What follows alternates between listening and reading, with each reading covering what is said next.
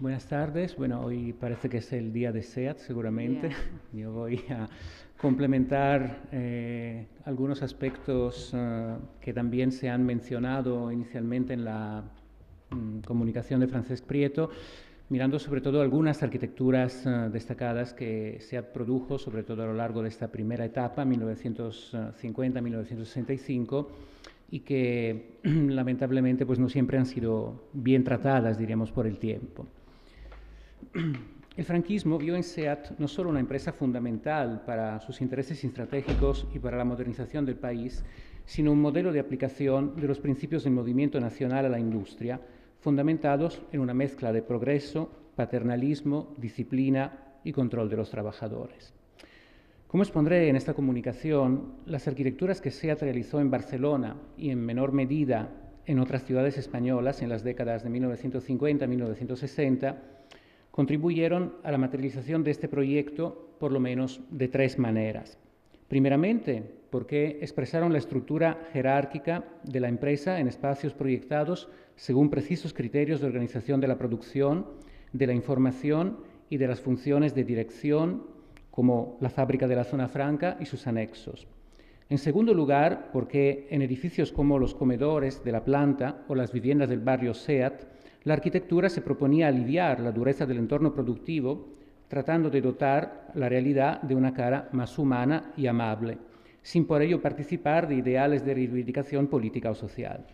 En tercer lugar, porque los edificios de exposición y venta contribuyeron a materializar la imagen de una sociedad que aspiraba a ser moderna, en la cual el coche, nuevo producto símbolo del bienestar económico y del éxito personal, necesitaba ser presentado en un espacio que hablase el lenguaje de la tecnología, aproximándose a los estándares de la arquitectura de los países más avanzados. En esos tres casos,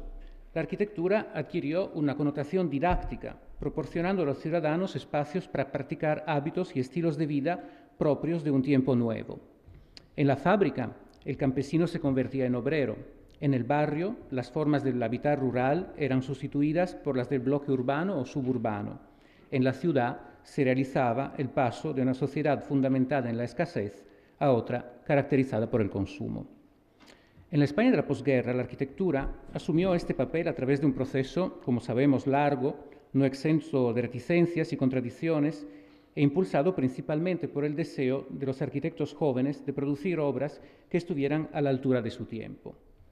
Ninguno de los referentes nacionales al uso era adecuado para expresar la imagen de un país en vía de modernización que se iba abriendo paso en las grandes ciudades y en las empresas punteras. Directa o indirectamente resultó imprescindible, por tanto, dirigir la mirada hacia los Estados Unidos,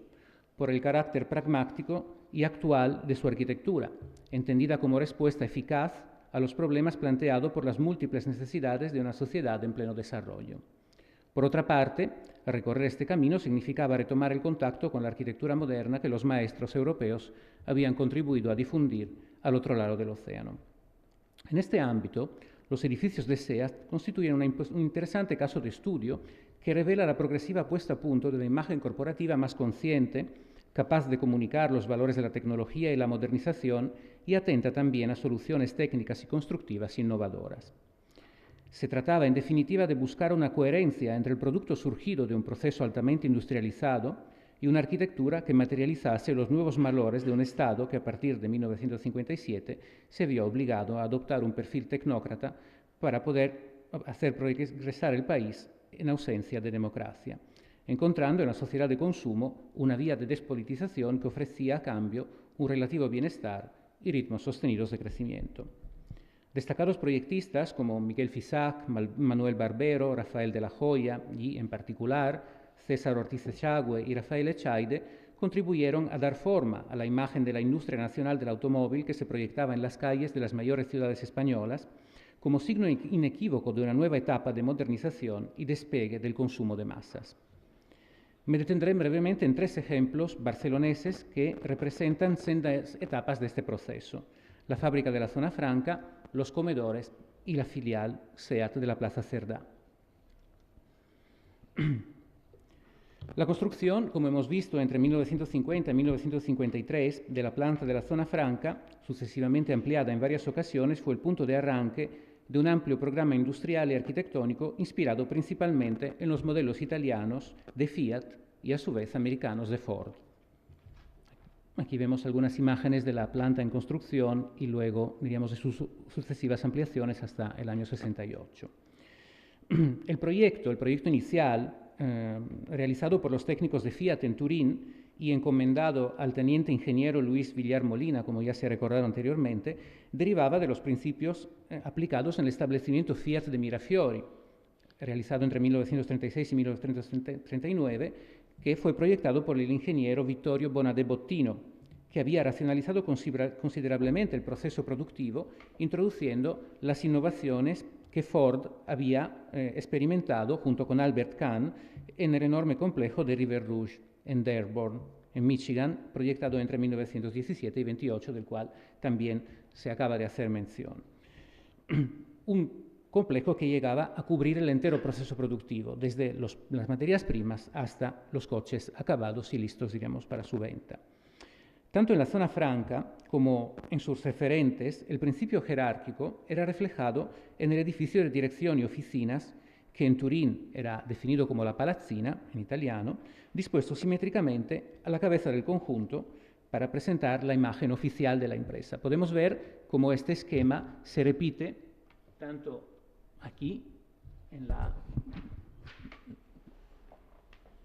planta de Turín, como exactamente en el esquema utilizado por Albert Kahn, en este caso no en las empresas de Ford, sino, por ejemplo, en esta fábrica Dodge para motores de aviación, realizada en Chicago, que era una de las mayores,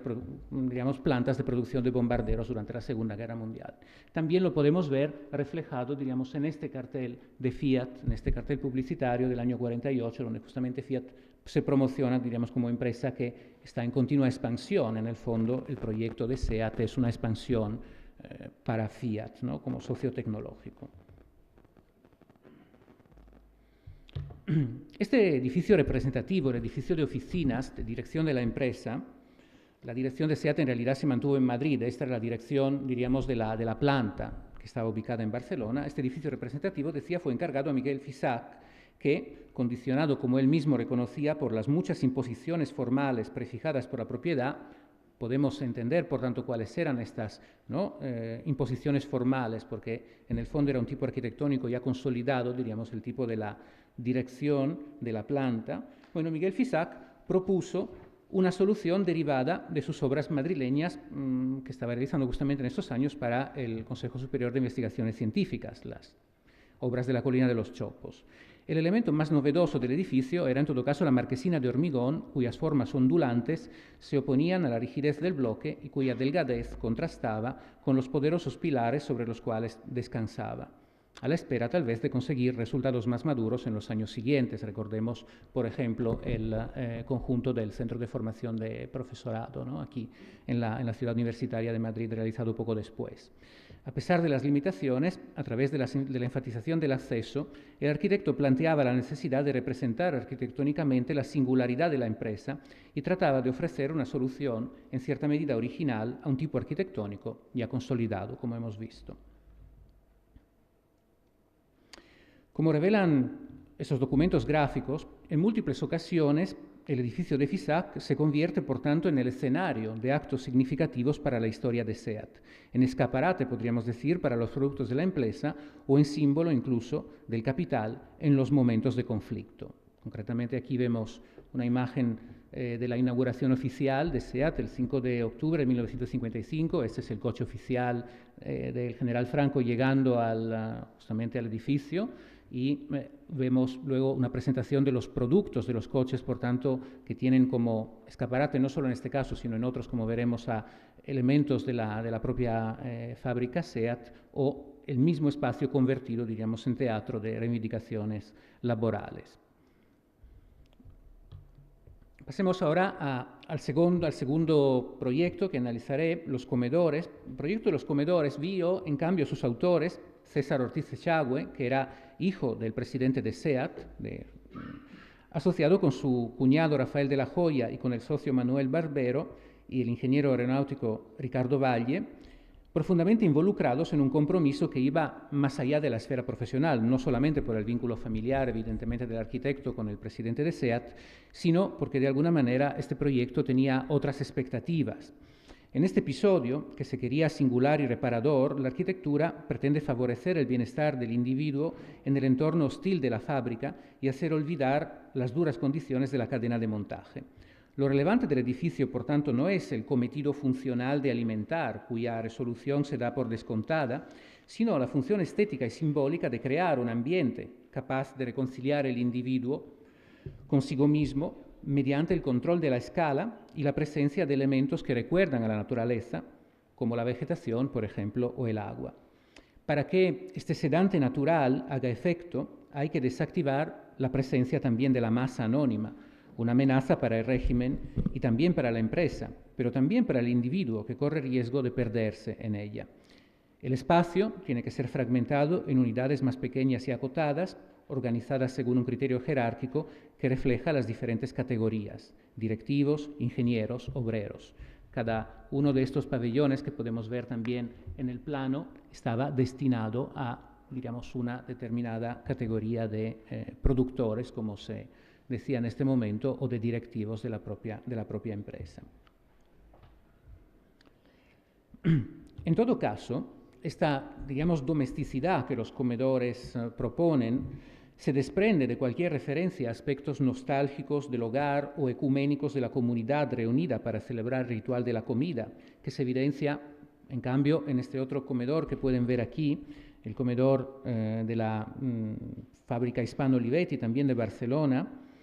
que estaba presidido por esas grandes cerchas y por la chimenea. Por tanto, citamos a Hispano Olivetti porque Hispano Olivetti también era otra empresa modélica, diríamos, para sus programas de welfare en la Barcelona de los 50, con especial atención al cuidado a los trabajadores y a los espacios, diríamos, que la empresa ponía a disposición de los trabajadores. Lo podemos ver aquí, por ejemplo, en esta otra imagen que retrata la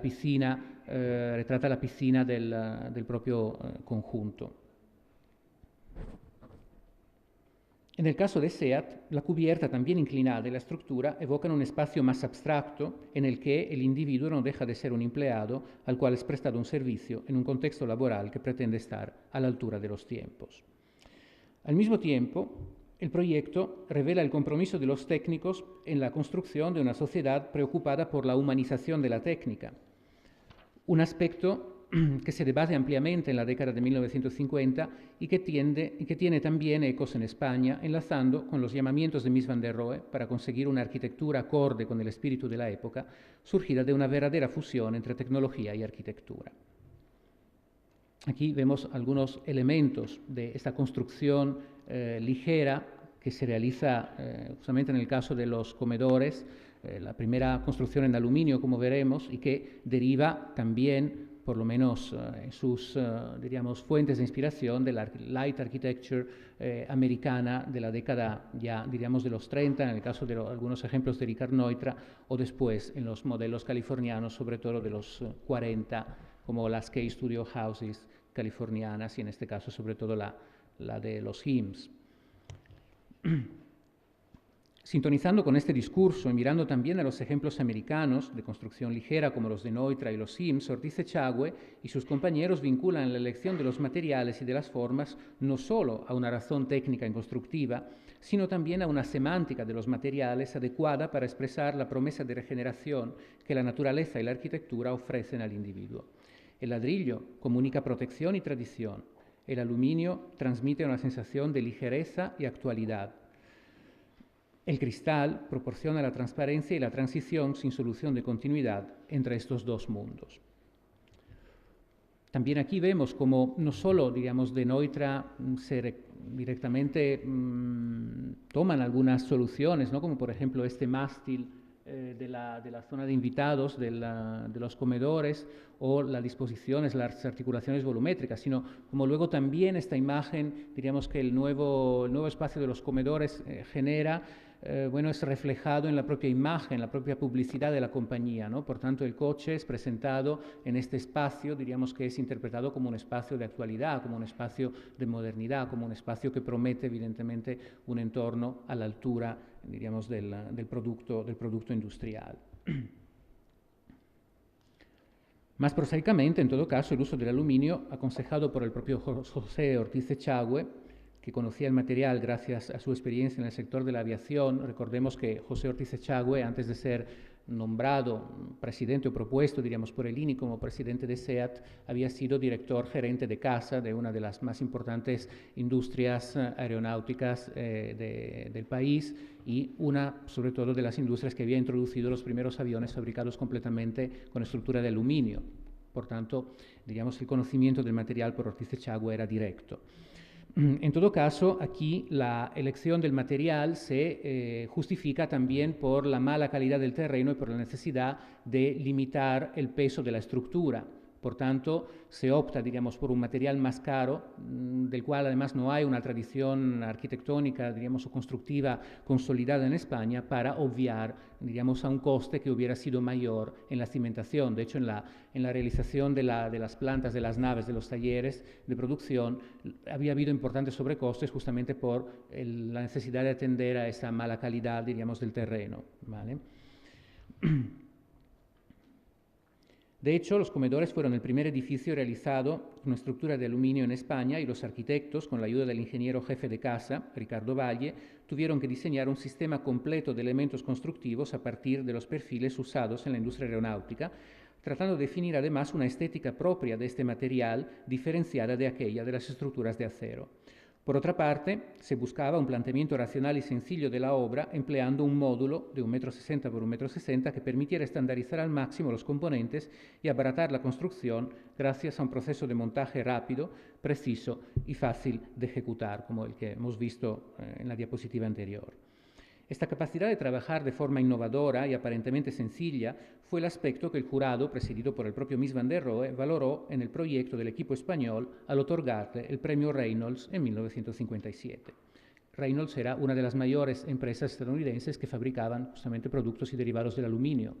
El premio, en este caso, era otorgado a nivel internacional a las arquitecturas más interesantes que utilizaban el aluminio como material de construcción, en colaboración con la Asociación Americana de Arquitectos. Por tanto, era, diríamos, un premio importante en este momento. De una manera un tanto fortuita, SEAT empezaba a construir su imagen arquitectónica de empresa modelo gracias a una obra más avanzada, seguramente, que los coches que producía bajo licencia. Pasamos al tercer momento, que es el momento, diríamos, de gestación y construcción del conjunto de la Plaza Cerdá. Vamos cerrando. En los años sucesivos, la compañía realizó nuevos encargos tanto al equipo de Barbero y de La Joya como al nuevo formado por Ortiz Echagüe y Echaide, que en sus proyectos sucesivos manifestaron significativas diferencias en la aproximación a los edificios para la industria. En la Escuela de Aprendices de SEAT, Barbero y de La Joya volvían a juegos de geometrías abstractas, materiales y texturas que reaccionaban con diferente intensidad a la luz mediterránea. Las soluciones compositivas, basadas en el juego dinámico de volúmenes prismáticos y las justaposiciones de paños de materiales como el enfoscado, el ladrillo, la piedra, el cristal, derivados del repertorio neoplasticista, caracterizaban también a otras obras de arquitectura industrial realizadas en la Barcelona de estos años, como por ejemplo la fábrica de motores de aviación en masa o la fábrica de lámparas Z que ven en esta diapositiva. Ortiz Echagüe y Echaide supieron interpretar la lógica de la producción industrial y las exigencias de la arquitectura corporativa, que no solo requería edificios representativos y flexibles, sino también el uso de materiales de mejor calidad y una considerable precisión, reflejándolas en obras de gran elegancia, como el laboratorio de ensayo de la zona franca que veis en la parte baja de la diapositiva. Con el paso de la producción de los vehículos de prestigios, como el 1400, a los utilitarios de la amplia difusión, como el 600, la estrategia de SEAT también se diversificó. En esta nueva etapa que acompañó el crecimiento de España durante la década del boom económico, los centros de venta, administración y servicios fueron llamados a atender un público cada vez más numeroso y pasaron a tener una importancia sin precedentes como escaparates que daban visibilidad y prestigio a la marca.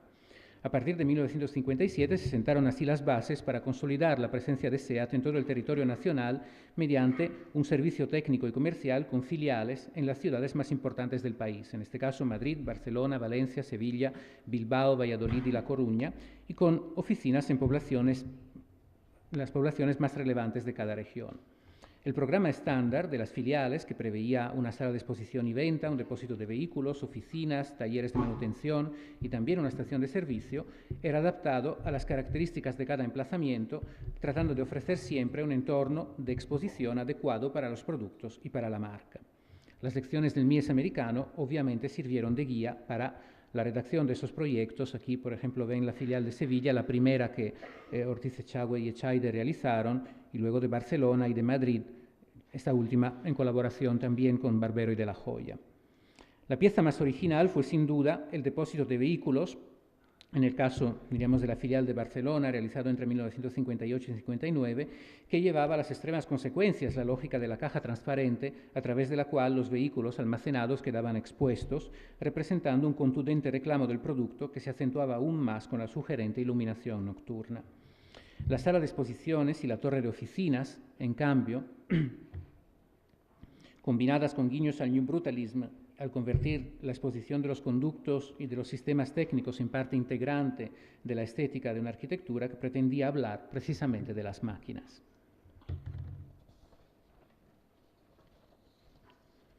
SEAT, como otras empresas e instituciones de referencia, tenía que transmitir la imagen de un país en vía de modernización que estaba a la altura con otros contextos internacionales. Por tanto, era necesario que sus oficinas y sus edificios corporativos hablasen el lenguaje del muro cortina y de elegantes retículas geométricas que matizan volumetrías puras y contundentes, capaces de comunicar valores como la técnica, la productividad, la precisión y la eficiencia. A la fachada en Curtain Wall se alternan en otras ocasiones, como en el laboratorio de ensayos, juegos de celosías que demuestran una mayor preocupación por el control de la luz y del calor y que enlazan tanto con la arquitectura internacional como con las propuestas más cercanas y mediterráneas de Coderch. El protagonismo de los elementos estructurales, tratados de la manera más sencilla y eficaz posible, permite una búsqueda de soluciones tipo para edificios con estructura metálica que encuentran su complemento en el vidrio, un material que Rafael Echaide define elegante y resistente al paso del tiempo, pero que lleva a una arquitectura de costes elevados, máxime en un país como España, en el cual las instalaciones de aire acondicionado suponían un gasto relevante frente a las soluciones tradicionales. Con estas consideraciones se demuestra, por tanto, como incluso los arquitectos eran conscientes de que, a diferencia de que en otros contextos, en España la arquitectura tecnológicamente avanzada aspiraba a ser más una promesa de modernidad que una realidad acorde con las condiciones del país. No casualmente, en Barcelona, estas arquitecturas de la eficiencia, como las he definido en otro lugar, identificaban no solo a SEAT, sino también a otras entidades como la Facultad de Ingeniería Industrial, el Colegio de Arquitectos, los bancos, aquí vemos el ejemplo del Banco Atlántico, ahora sería del Banco Sabadell, y se convirtieron, por tanto, en un referente del momento que lamentablemente, como vemos en estas imágenes, no siempre se ha sabido preservar debidamente. El último ejemplo, el derribo del edificio de FISAC en junio del año pasado, como colofón de este poco cuidado, lamentablemente este poco cuidado que, digamos, las propias entidades como SEAT, o en este caso el Consorcio de la Zona Franca, tienen o han tenido hacia este patrimonio. Muchas gracias.